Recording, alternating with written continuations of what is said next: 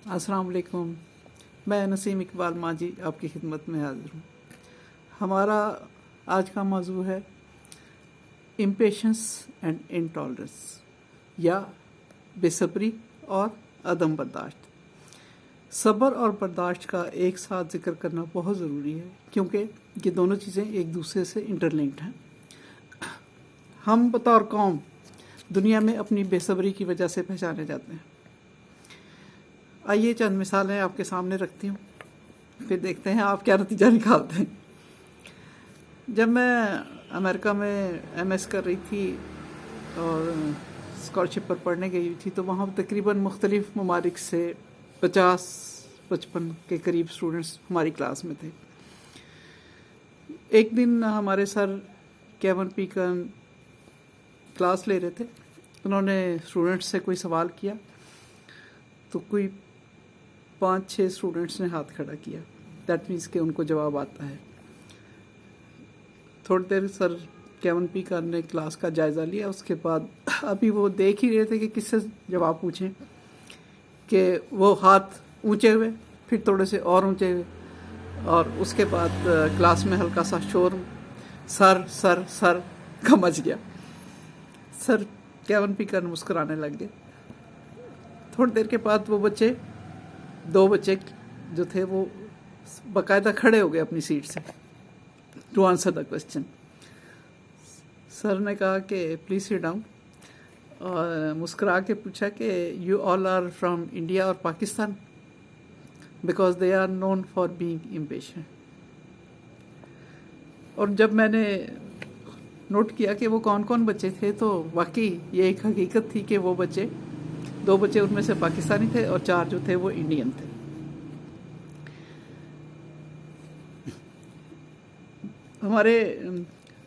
हमारी क्लास में जो अक्सर बच्चे ये करते थे कि जब लेक्चर हो रहा होता था, तो ये दूसरी मिसाल है कि हमारी क्लास में अक्सर बच्चे जब लेक्चर चल रहा होता था तो वो या तो अपनी टेबल के ऊपर टांगे रख के बैठे होते थे, या कुर्सी की बैक सीट के साथ अपना सर लगा के और चिंगम चबा रहे होते थे, या फिर कोई साला या कोई और किताब पढ़ रहे होते थे। तो एक दिन मैंने अपने टीचर से पूछा कि सर ये आप डिस्टर्ब नहीं होते इस तरह से बच्चों के साथ, आप उनसे कुछ कहते नहीं हैं? उन्होंने कहा कि they are university students, I am here to give them knowledge, I am not here to teach them manners if they haven't learned it so far. बात तो शर्मीली थी। एक मिसाल और है कि जब स्टैचू ऑफ लिबर्टी देखने के लिए गई तो वहाँ पे टूरिस्ट की एक लंबी लाइन थी। दोपहर को 12 बजे से 4 बजे तक इंतज़ार करते रहे, कतार में खड़े रहे, बारी नहीं आई। बिलाखिर लोग वापस जाना शुरू हो गए, क्योंकि वो अगले दिन भी उसी टिकट के ऊपर आप दोबारा जा सकते थे वहाँ। मगर किसी ने कोई कमेंट नहीं किए, कोई हंगामा नहीं किया, कोई बदतमीजी नहीं की, और खामोशी से चले गए। अभी मैंने ख़ास तौर पे अपने शहर लाहौर में ये चीज़ नोट की है कि अगर इशारा बंद है, आप जाके इशारे पे खड़े हो गए हैं, तो इशारा खुलते ही जो आपकी लेफ़्ट साइड पे जो मोटरसाइकिलिस्ट और रिक्शा वाले साहिबान आपकी बाईं जानिब खड़े होते हैं, वो एकदम से आपकी गाड़ी के आगे से गुजर कर राइट पे जाना शुरू हो जाते हैं। यानी वो एक तो गलत जगह खड़े हैं, फिर अपनी बारी का भी इंतज़ार नहीं करते। और अक्सर ये होता है कि इशारा दोबारा बंद हो जाता है और आप चौक क्रॉस नहीं कर पाते हैं। एक और मिसाल, मैं यूट्यूब पर एक प्रोग्राम बैठक बहुत शौक से देखती हूँ, जिसमें 5 या 6 तजिया निगार अपना अपना पॉइंट ऑफ व्यू दे रहे होते हैं। मगर आहिस्ता आहिस्ता मुझे अब इस प्रोग्राम से तंगी होने लग गई है। वजह उसकी ये है कि जब एक तजिया निगार बोल रहा होता है तो अक्सर औकात बीच में बाकी के 2-3 लोग भी बोलना शुरू हो जाते हैं, चाहे वो इख्तलाफ कर रहे हैं या इत्तेफाक कर रहे हैं। बात ये नहीं है, बात ये होती है कि जो लिसनर है, जो व्यूअर है, उसको जो है वो किसी की भी बात समझ में नहीं आती सिवाय शोर शराबे के, और जो बोल रहा है या जो प्रोग्राम कर रहे हैं उनका भी इम्प्रेशन कोई अच्छा नहीं पड़ता है।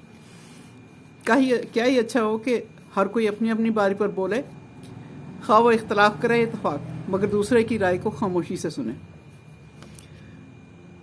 مسئلہ تب پیدا ہوتا ہے جب کوئی بھی فریق دلیل کے بغیر یا حقائق کو جانے بغیر صرف اپنی پسند اور ناپسند دوسروں پر تھوپنے کی کوشش کرتا ہے۔ جیسے کہ اکثر اوقات ہمارے ہاں جو بڑے یا بزرگ لوگ ہوتے ہیں وہ بچوں کو یہ کہہ کر چپ کرا دیتے ہیں کہ تم چپ ہو جاؤ، تمہیں کیا پتا، ہم بڑے ہیں۔ اور اکثر لوگ موضوع سے ہٹ کر ادھر ادھر کے لوگوں، واقعات یا باتوں کو بحث میں لے آتے ہیں یا پرسنل ہو جاتے ہیں، اپنی شکست یا غلطی کو تسلیم کرنے کے لیے تیار نہیں ہوتے، اور آخری ڈائلاگ بول کر وہ یہ سمجھتے ہیں کہ وہ جیت گئے ہیں، یا پھر وہ اپنے آپ کو ہر صورت میں درست سمجھتے ہیں، خواہ ان کا موقف غلط ہو یا درست۔ نتیجتاً بحث تکرار گالم گلوچ میں بدل جاتی ہے، اور جس سے دلوں میں کدورتیں اور دوریاں پیدا ہوتی ہیں۔ سب سے مشکل مرحلہ کسی جاہل شخص سے بحث کرنا ہوتا ہے۔ ایسے انسان سے بحث کر کے آپ خود الجھ جاتے ہیں، بلکہ مشکل میں پڑ جاتے ہیں۔ ایسی صورت میں بہتر ہے کہ آپ موضوع بدل دیں، ماحول کو خوشگوار اینڈنگ دے کر چھوڑ دیں اور دوسرے شخص کو معاف کر دیں، کیونکہ یہاں غلطی آپ کی ہے کہ آپ کو پہچاننے میں غلط ہوئی یا آپ غلط آدمی سے بحث کر بیٹھے۔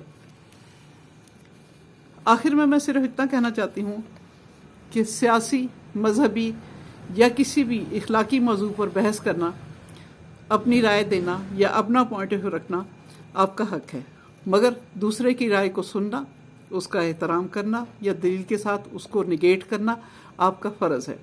بحث کا مقصد دوسرے شخص کو اپنی بات پر قائل کرنا ہرگز نہیں ہونا چاہیے، بلکہ آپ صرف اپنا پوائنٹ آف ویو بتا رہے ہوتے ہیں، کوئی ایگری کرے یا نہ کرے۔ آج تک کے لیے اتنا ہی، انشاءاللہ اگلی ویڈیو میں پھر حاضر ہوں گے۔ اللہ حافظ۔